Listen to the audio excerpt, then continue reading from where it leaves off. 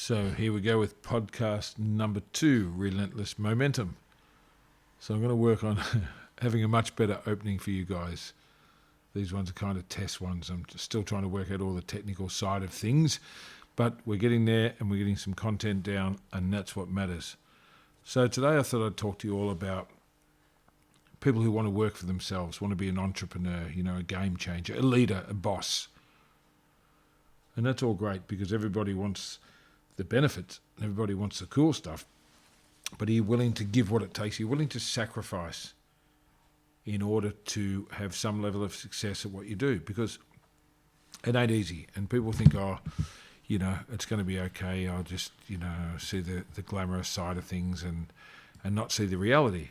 And the truth is, there's going to be a lot of effort. There's going to be pain. There's going to be rejection. When I say pain, having to work hundreds of days straight sometimes, thinking this is maybe not what I signed up for, but I want it so badly that I'm just going to fight my way through. There's going to be rejection where you think you're onto something, you think you've got a great product or a great idea and nobody else gets it.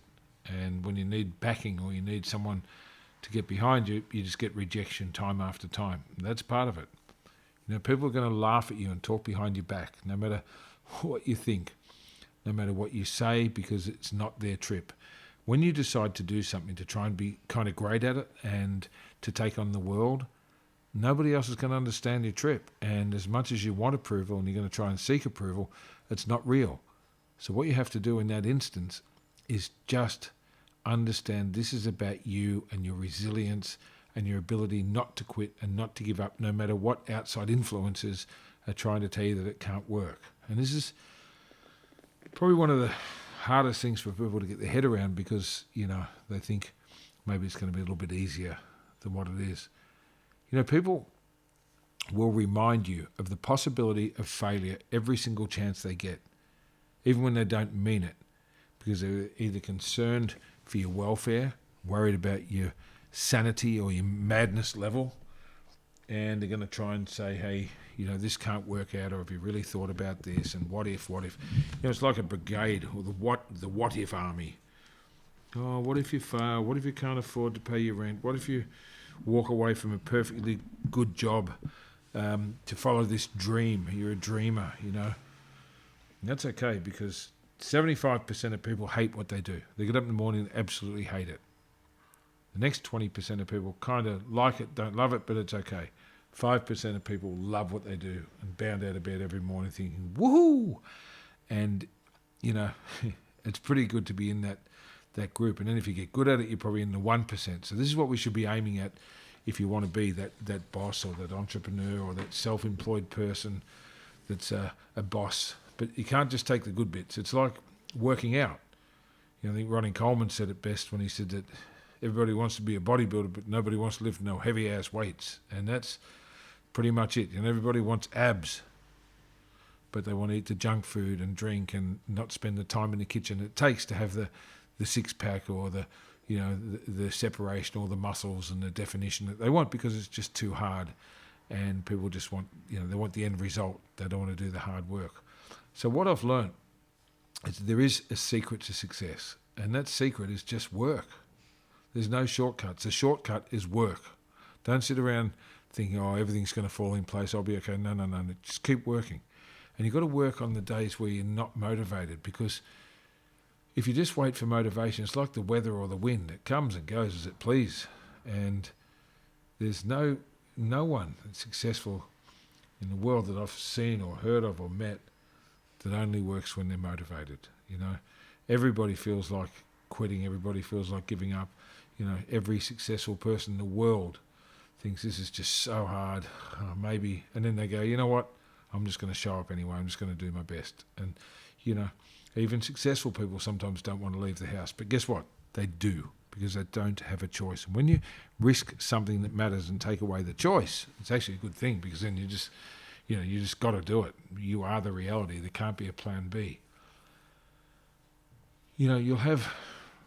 This is the sort of stuff I want to teach you guys that I guess they don't teach you in, school or college or in the self-help books that you might read, is you're going to have long and lonely days. When I say lonely, I'm talking about nobody's going to understand your trip.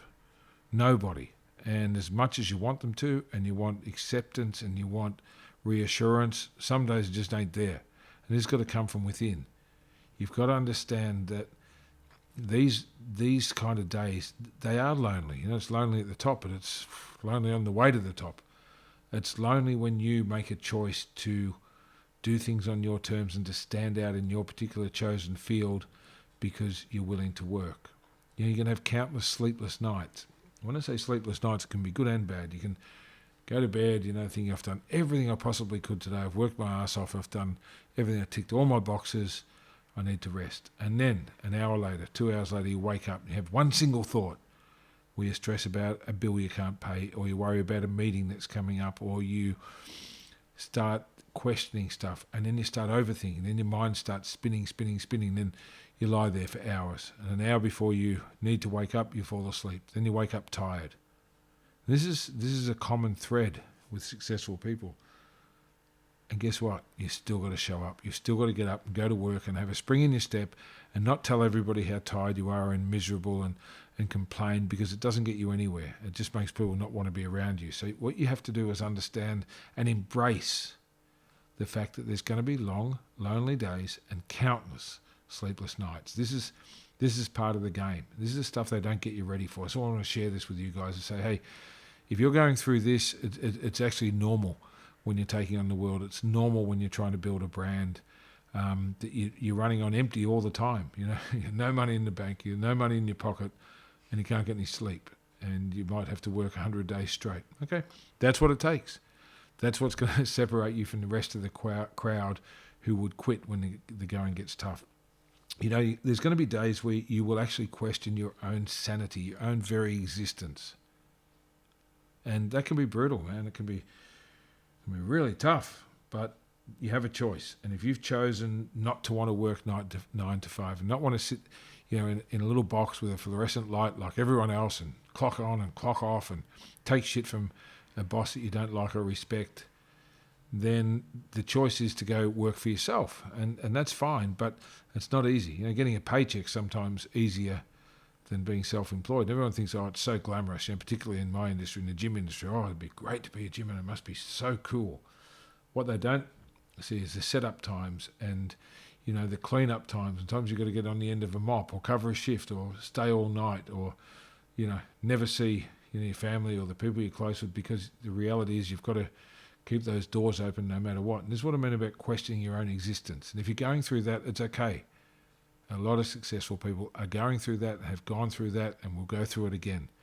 Success, whatever you deem it to be, takes time and resilience.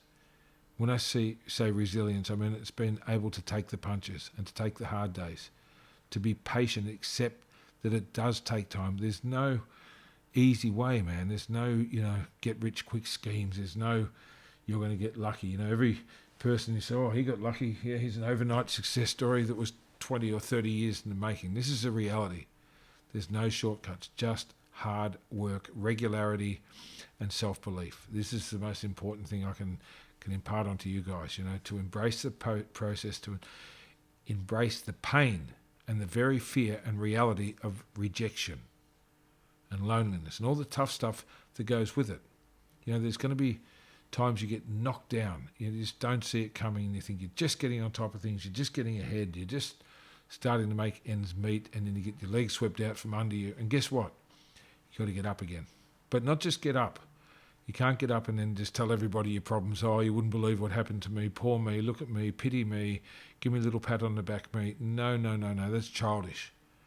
When I say you've got to get up again, and this is another thing they don't teach you, when you've got to get up again, you've got to get up and shine with infectious enthusiasm, no matter how hopeless it may seem, because that stuff's contagious. If you've got this right attitude and you can inspire others around you, and people say, wow, look at this guy, look at this girl. They're always up and at it, and no matter what. This is what I mean about resilience. It's not about just showing up and, working on the days where you're not motivated. That's kind of cliche. I'm talking about actually embracing everything that happens, including your failures and when you get knocked down, and just to get up again and to do it with a spring in your step, to do it like you're light-footed, to dance your way out of it, and just to be infectious, man. Like people will often say to me, "Hey, you're always upbeat, Tony. What is it about you? You're always kind of happy and always inspiring others." And it's easy for me because it's a choice. I choose to have this unstoppable, infectious attitude. I choose to be relentless. I choose to kind of always find a cup half full, to always find the bright side in something. And if you've got that, things go a lot more smooth, and you're going to attract people into your life that you need to be there, whether it's a mentor or a friend or a manager or some staff or some people, a partner, to be around you. You're not going to attract the right people when you're being a miserable person, because you're just going to attract more misery and more whinging people around you. You don't want that, because it just ends badly.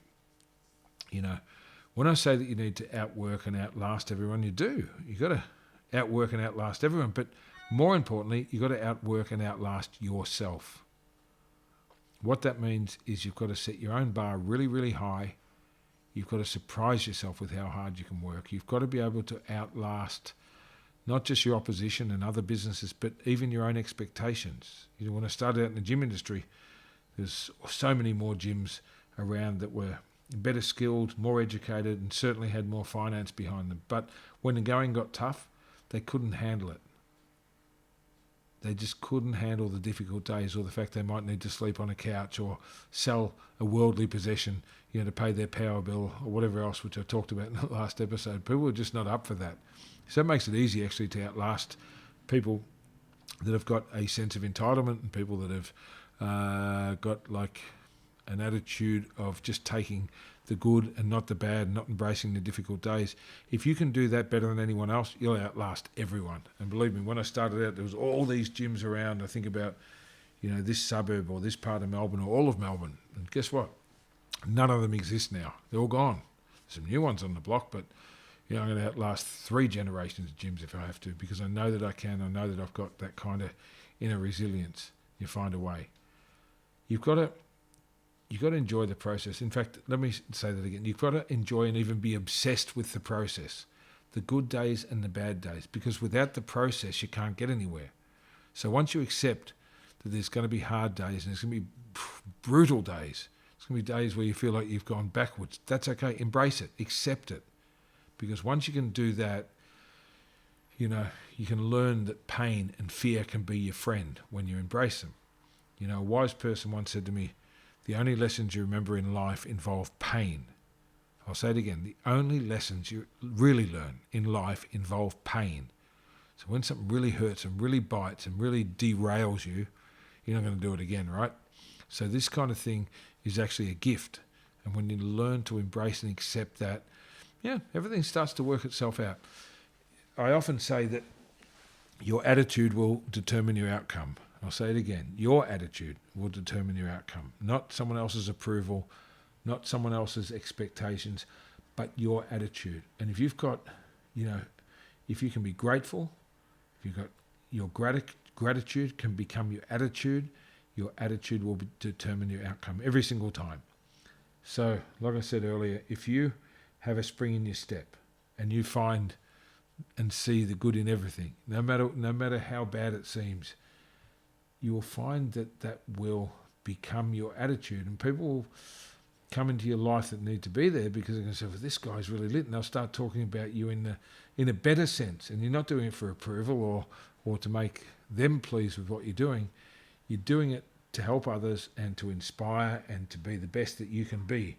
And when you do that, your attitude really will become infectious. This is why I do this stuff, guys, because I think that a few words from me might inspire someone that's having a hard day. It might be someone who's going through a whole lot of pain that hears this and go, "Oh, pain's my friend? Okay, pain is your friend." If you're a fighter, you learn real quick that pain's your friend, because you've got to try and avoid that. And if you know that it's coming, this is why I try and share this stuff with you guys, because you don't learn this in university or college or whatever else. But example this, if you know you're going to get slapped or punched and you brace yourself, and you know it's coming, that's a lot easier than getting sucker punched. So in business, you're going to have things go wrong, and you're going to have things absolutely come at you didn't expect. And if I can tell you this now and you're ready for it, then it's going to seem a lot better when it happens than if you didn't see it coming. So brace yourself. Understand there's going to be failures. There's going to be tough days. There's going to be people that you rely on and people that you thought were part of your team that you outgrow. And this is part of success, that, the people some people can only be happy with your level of success to a certain level. Then they start to see that as their own failures. All of a sudden it becomes like a mirror to what they're not doing. And if you're upbeat all the time, someone might be around and you go, well, I can't be around that person because he's always upbeat and I'm not. And then they either become jealous or jaded, or they want to undermine your success. And this is part of it. When I travel and talk to some super successful people that might be on top of their game, whether it's in sport or acting or public speaking or running events or manufacture of property or whatever else, those people that are really, really on top of their game, you'll see that they've evolved and they've got different people in their life than when they started. And I don't mean torch all your old friends and get rid of them. I mean the people that are around you in business that are giving you advice that suddenly seem to be not giving you the right advice.